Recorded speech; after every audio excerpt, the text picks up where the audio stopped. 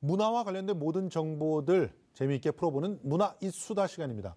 오늘은 온라인에서 큰 인기를 끌고 있는 고독한 땡땡땡 채팅방. 여러분들은 아십니까? 이 이야기 한번 나눠보도록 하겠습니다. 김원식 평론가 모셨습니다. 안녕하세요. 네, 안녕하십니까? 예. 네.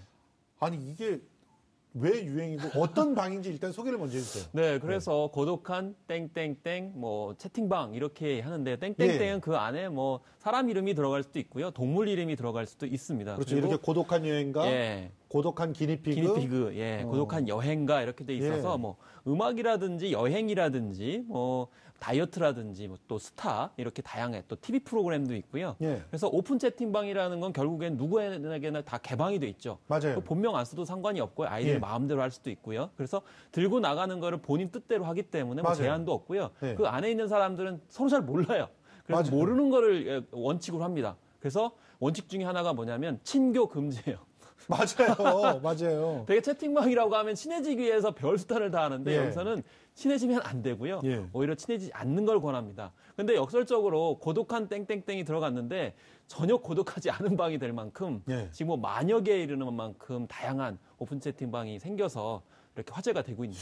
아니 근데 뭐 진짜 보니까 제 주변에서 하고 있는 사람들 꽤 있어요. 네. 일단 저희 딸이 하고 있습니다.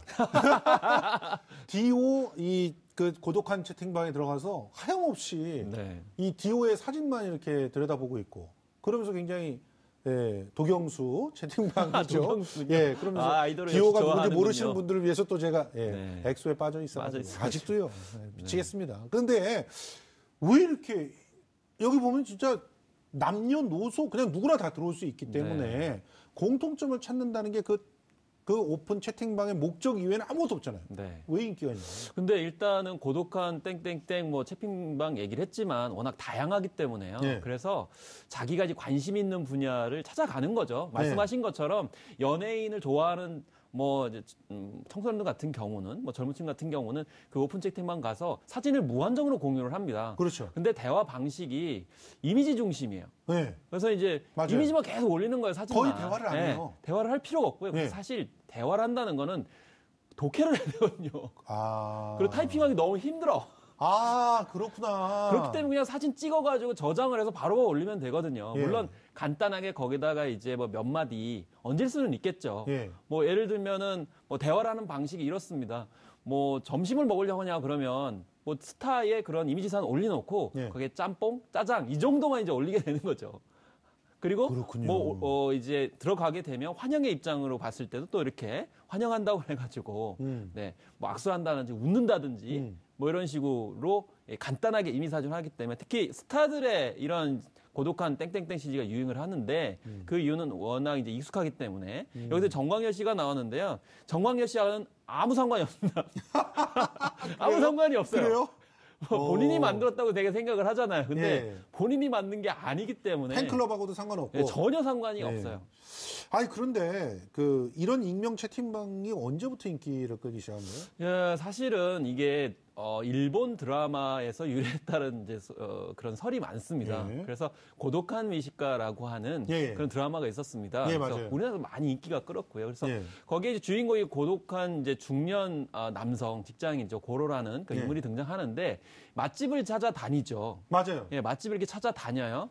그런데 뭐 다른 누군가와 이렇게 먹는 게 아니고 혼자 먹어요. 그래서 고독하게 먹는데 그건 보는 사람 입장이고 본인은 스스로 굉장히 즐기는 거죠. 그만큼 여기 전제는 뭐냐면 직장 생활을 굉장히 열심히 할 거고요. 또 뭐 많은 인간관계가 얽혀 있을 겁니다. 그런데 그거에서 벗어나서 혼자만의 어떤 시간을 즐기는 그런 측면에서 인기를 끌었는데 이것이 미식한 고독방이라고 누가 패러디해가지고 만들었어요.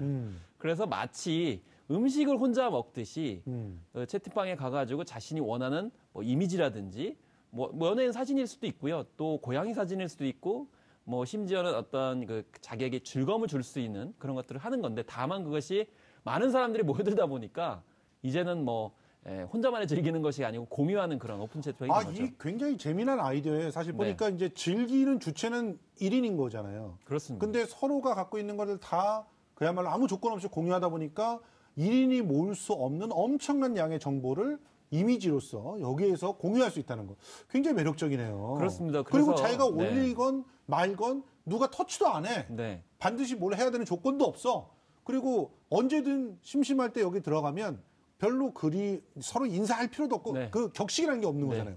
그러니까 너무 편하네요. 네. 예. 그런데 이제 배터리는 많이 단다거든요. 왜냐하면 보다 보면은 너무 이제 많이 사진들이 이제 나오기 때문에 특히 음식 관련돼 가지고는 뭐 하루에 1000장 이상이 막 수시간은 올라오기 때문에 그걸 일일이 다 따라가기도 힘들었던 정도로 고독하지 않다는 거예요, 거꾸로. 그러니까 어떻게 보면 자신들이 원하는 정보가 아니고 우리 사회에서는 어떤 관계들 때문에 수평적인 대화라든지 이런 관계가 힘들다는 거죠. 그래서 그렇죠. 우리가 SNS 중에도 카톡 같은 경우에도 한번 갇히게 되면 못 나와가지고 지옥에 지옥이가지고 지옥 카톡에 대해서 눈치를 보고 심지어는 밤 야심한 시각에 몰래 나오는 경우도 많이 있거든요. 그래도 다시 그냥 아침 넣으면 다시 들어가 있어요. 또 이제 강제 이렇게 소환하기 때문에 맞아요. 고마운 게 아니고 또 울고 막 그러거든요. 제 주변에도 그렇고 저도 그렇고 못 빠져나와가지고 오히려 이 업그레이드 할 때 빠져나왔을 때 굉장히 속 시원한 경우가 많았는데 그건 이제 자발성이 없기 때문이죠. 자신이 원하는 어떤 상황에 가서 자신이 원하는 정보들이나 이런 것들을 할 수 없고 특히 SNS 지옥이 되다 보니까 그냥 텍스트에서 해방되고 싶은 거예요. 그냥 이미지만으로 흡입하는 그런 문화 이런 것들이 좀 젊은 층 중심으로 이 오픈 채팅방에서 이렇게 고독한 땡땡땡 채팅방 시리즈로 나오고 있지 않나 싶어서 이 한국 사회가 가지고 있는 이 관계 문화의 어떤 한계점들 이런 것들에 대한 어떤 집단적 저항 문화가 아닌가 좀 그런 생각도 좀 들어요. 그런 측면에서 그러니까 자기를 완전히 노출하지 않아도 되는 익명성이 아주 눈부신 활약들을 할 수 있는 곳이라고 생각이 됩니다. 그러니까 예를 들어서 다이어트를 하는 친구가 너무너무 맛있는 걸 먹고 싶은데 주변에 내가 이거 먹고 싶어 저거 먹고 싶어 하면 얼마나 욕을 먹겠어요. 다이어트 한다면서. 또 다 아는데. 그러니까요. 근데 고독한 그 미식가방 같은 데 딱 들어가서 음식 사진 보면 얼마나 행복하겠어요. 또. 그렇게 활용을 하는 건데 그런데 일단 이 기성세대하고 다른 2030 세대의 그들만의 독특한 놀이문화 이런 것들이 상당히 다양해지고 있는 것 같습니다. 네, 그렇습니다. 쓸모없는 선물 교환 이런 얘기를 많이 하기도 하는데 최근에 참 재밌었어요. 최근에 트렌드가 사실 김생민 그 열풍도 있었지만 대체적으로 소소한 것에 대해서 굉장히 의미 부여를 하고 자기 만족하는 경우가 많아요. 예를 들면 놈코어 같은 경우가 이제 노멀의 코어 그래서 굉장히 단순한 삶 중에서도 핵심적인 것을 많이 이야기를 하거든요. 쓸모없는 선물 교환 같은 경우는 쓸모 없어요, 그냥. 예를 들어 보도블록을 선물을 주기도 하고요. 구멍난 어떤 장갑을 주기도 하고요. 그래서 그런 소소한 혹은 의미 없는 것들에 의미 부여하는 것도 있고 또 최근에 랜선 집사라고 하는 단어가 유행을 하고 있거든요. 랜선이라는 건 인터넷 선이고요. 집사는 서번트의 개념인데 예를 들면 반려동물 같은 경우도 직접 키울 수 없는 경우가 있거든요. 맞아요. 그러면 남이 키우는 반려동물 사진들, 특히 이제 고양이 사진 막 올라오면 거기다가 정말 예뻐해 주는 거죠.